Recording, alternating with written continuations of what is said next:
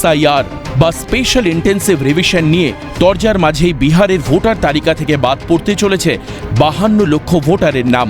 মঙ্গলবার এমনই তথ্য মিলেছে নির্বাচন কমিশন সূত্রে। 25শে জুলাই বিহারে শেষ হতে চলেছে এসআইআর এর কাজ।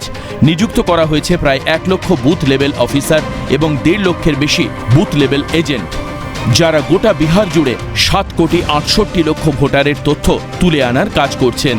পর্যালোচনায় ধরা পড়েছে বড়সড় অসঙ্গতি। তালিকায় রয়েছে মৃত ও স্থানান্তরিত ভোটারের নাম। প্রকাশিত নির্দেশিকায় নির্বাচন কমিশন জানিয়েছে বাদ পড়তে চলা 52 লক্ষ ভোটারের মধ্যে 18,66,000 মৃত ভোটার। স্থায়ীভাবে স্থানান্তরিত হয়েছেন এমন ভোটারের সংখ্যা 26 লক্ষ। 7,50,000 ভোটারের নাম একের অধিক বুথে রেজিস্টার রয়েছে এবং বাকি 11,000 ভোটারের কোনো হদিশ নেই।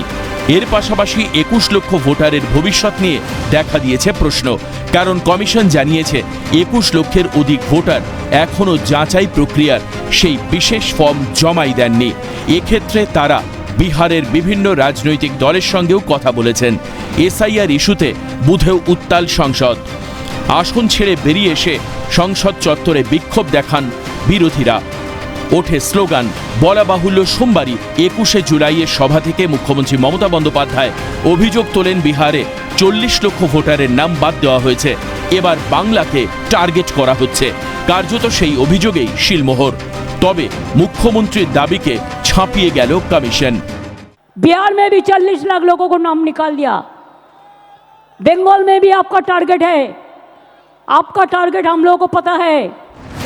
বিতর্কের মধ্যেই রাজ্যের মুখ্য নির্বাচনী আধিকারিকের দপ্তরকে স্বতন্ত্র করার নির্দেশ জাতীয় নির্বাচন কমিশনের। বুধবার মুখ্য সচিব মনোজ পন্থের নেতৃত্বে এবং সংশ্লিষ্ট দপ্তরের উচ্চপদস্থ আধিকারিকদের উপস্থিতিতে বসে পর্যালোচনা বৈঠক।